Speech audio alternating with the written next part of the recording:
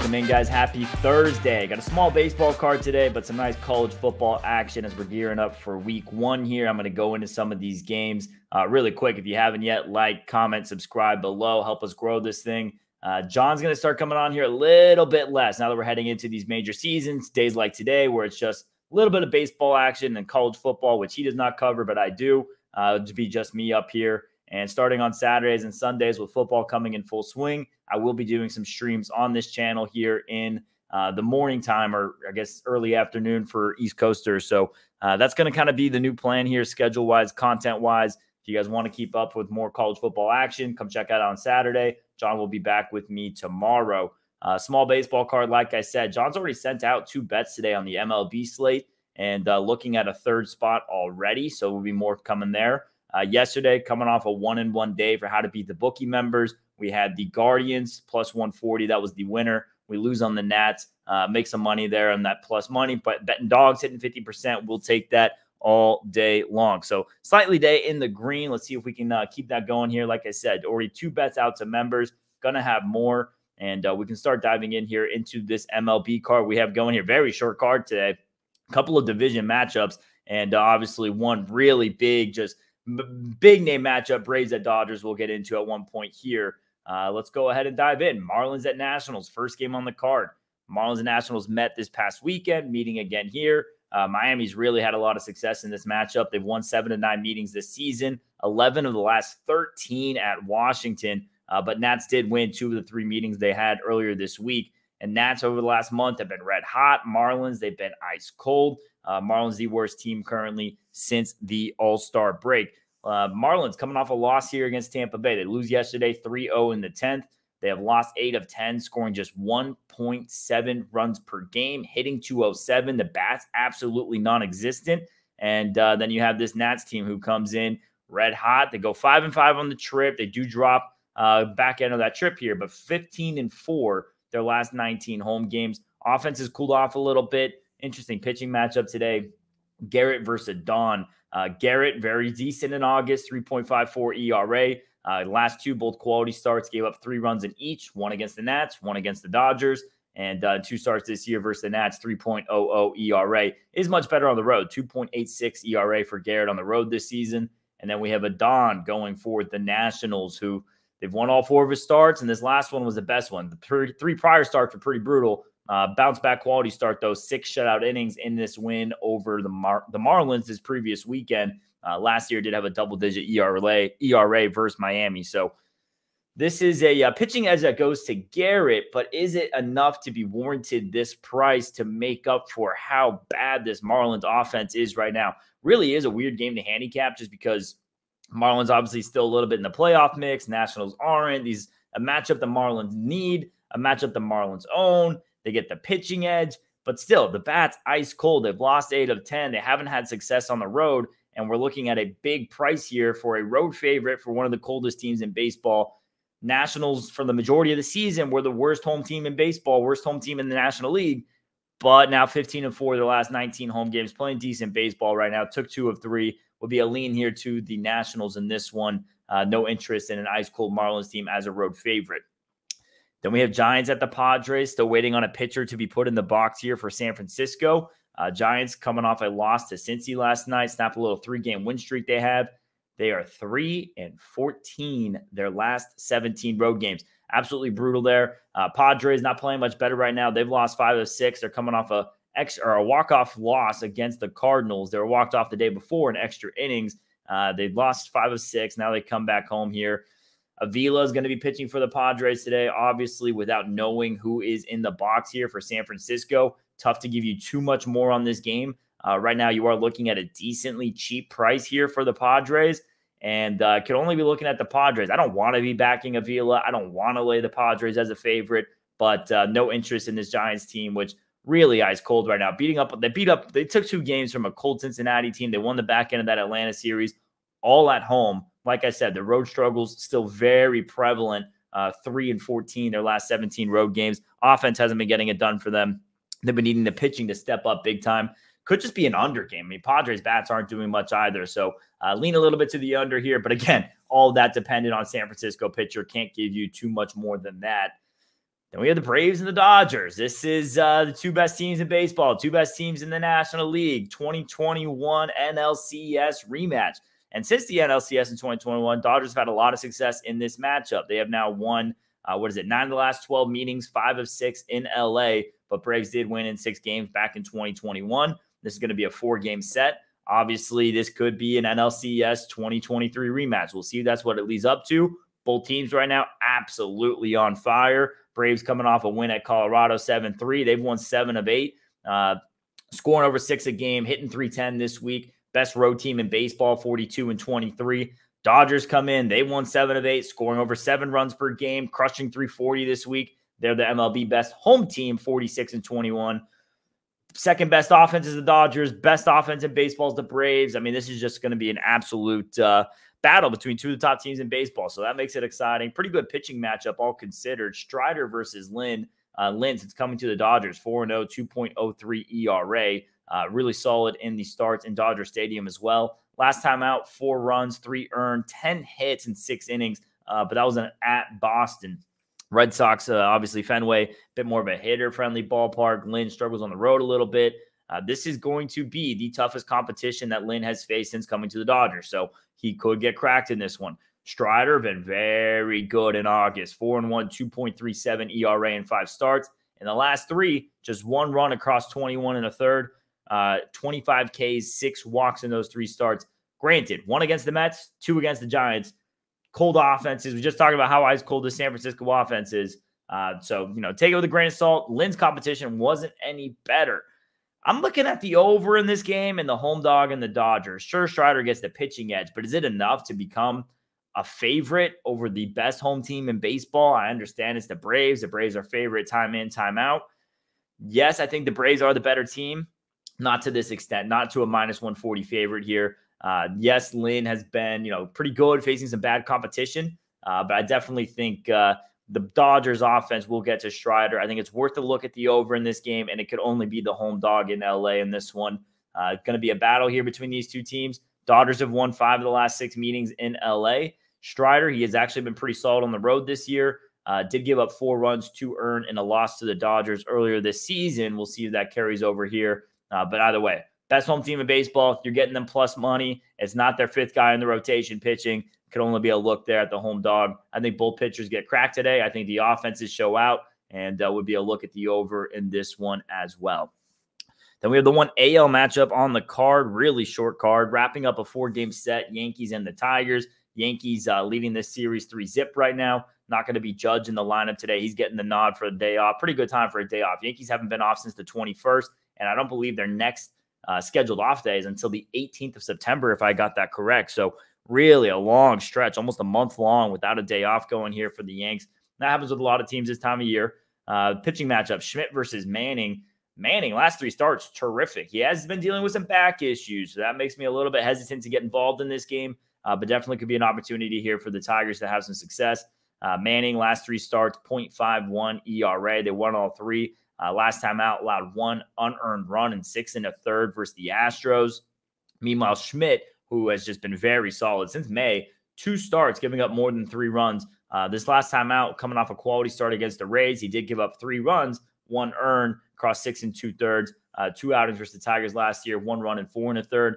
He does have a higher road ERA, but one of that's just really inflated from that 1 bad start.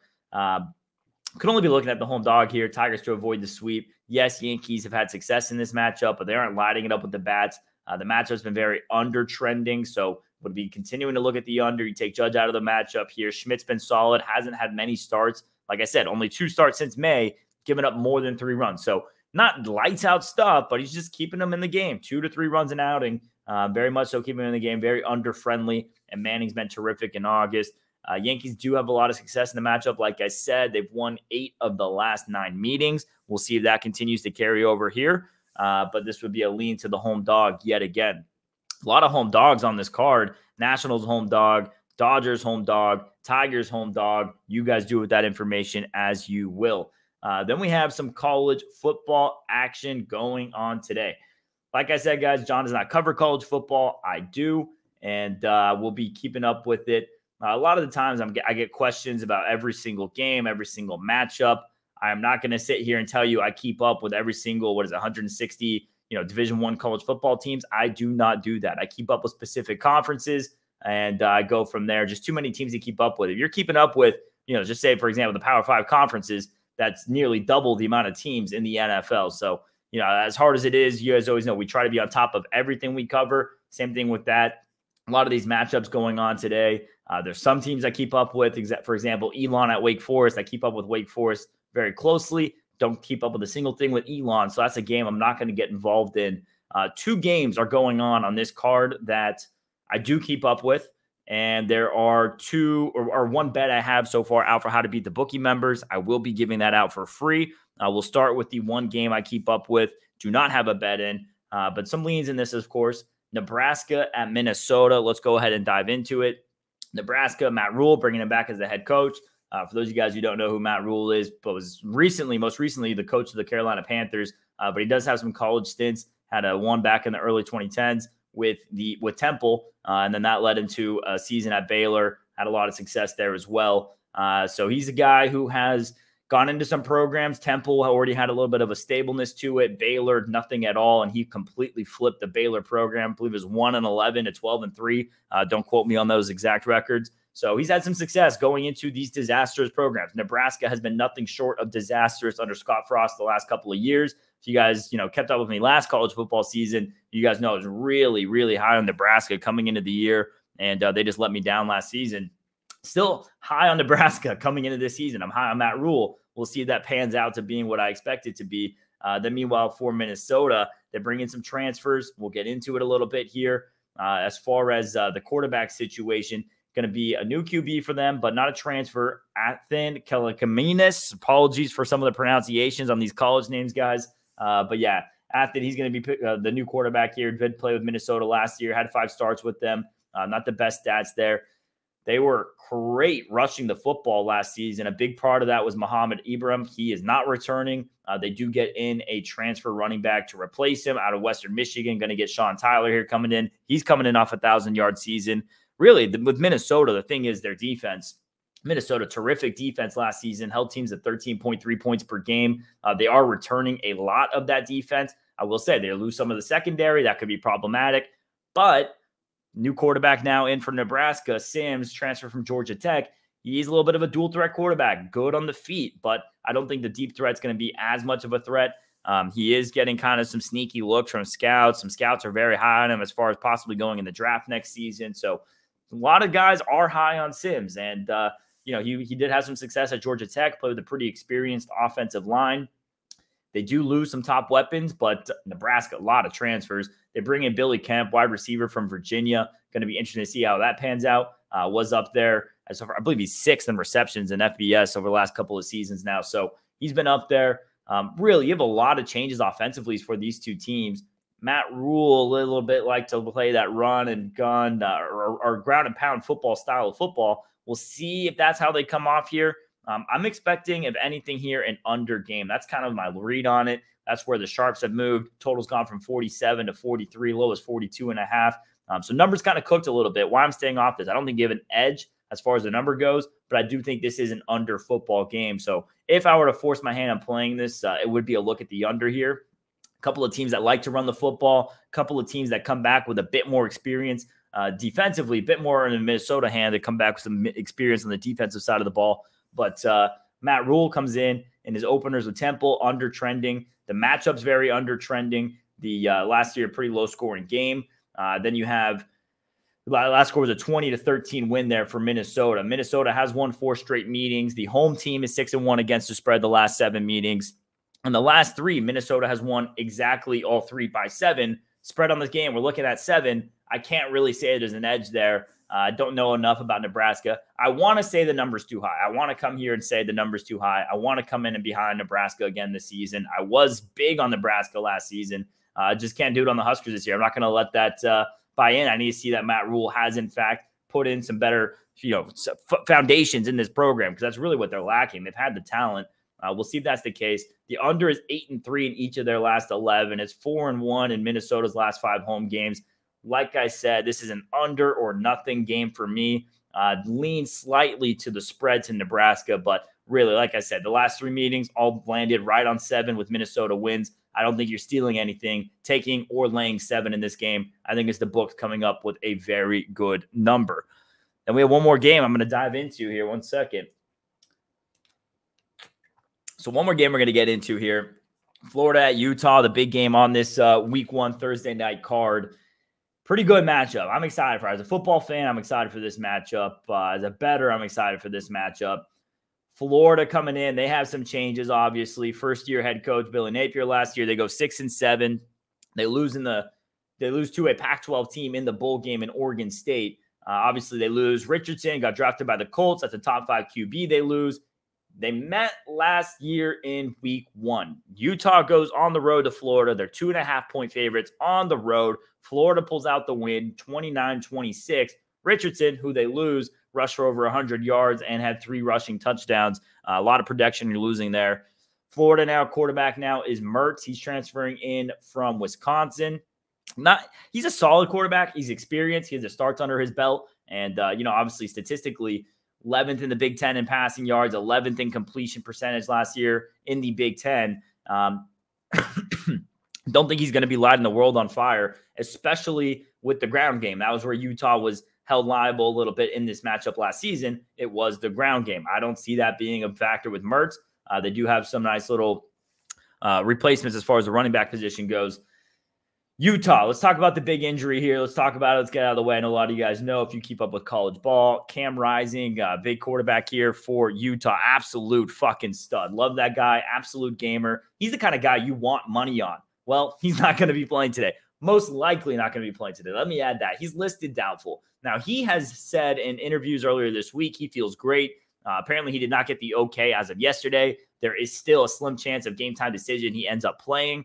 And it's also week 1 of college football. There's little mind games going on here. There's a little bit of, I'll make Florida prepare for as many quarterback situations as possible. Could be one of those. There could be the chance that Cam Rising plays. The line movement would suggest he's not. Biggest line movement on this Thursday week 1 slate. Florida has now gone from plus 9.5 all the way down to plus 4.5. And a big part of that is the Cam Rising injury. So obviously a little bit of a concern. One of the better, more experienced quarterbacks in college football is not expected to play. It will be Barnes who's expected to be the quarterback, and he's been the guy who has filled in for Cam Rising's injuries all 3 years, really. I mean, 3 years, 3 seasons, Rising has not played every single game for Utah. He's had an injury at the beginning, at the end, last couple of seasons, injuring in the Rose Bowl games, and we've been seeing a lot of Barnes action. Barnes, all considered, very good statistics, 39 for 59 in his career, 453 yards, 5 touchdowns, 2 interceptions. He did come in last season with the injury at the back end, had to start on a road start at Washington State, led Utah to a conference road win. So he has some good experience. Like I said, he's played in 2 Rose Bowl games. He's played in big conference road games. This is not your typical backup quarterback shaking in the boots.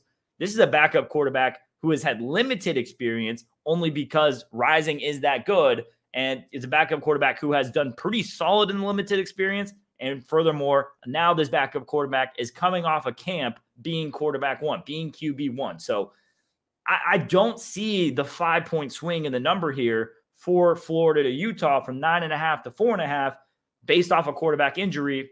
Yes, I'd rather have Rising be healthy. Yes, I'd rather have Rising be the quarterback.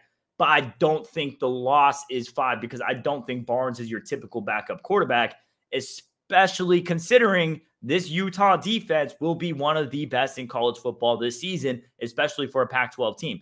They were number 2 in pretty much everything in the Pac-12 last season. Number 2 in rushing defense, passing defense, scoring defense, total defense. Number 2 defense coming out of the Pac-12 last year, returning a lot of starters. They're returning 7 of their top 10 tacklers. They're returning Barton. They're returning Bishop. This is going to be a pretty good Utah defense on the season. Overall, college football rankings, they were 19th as far as allowing 116.8 rushing yards per game, 29th allowing 22.5 points per game, and they're returning a lot of that defense. So, yes, there's some big losses.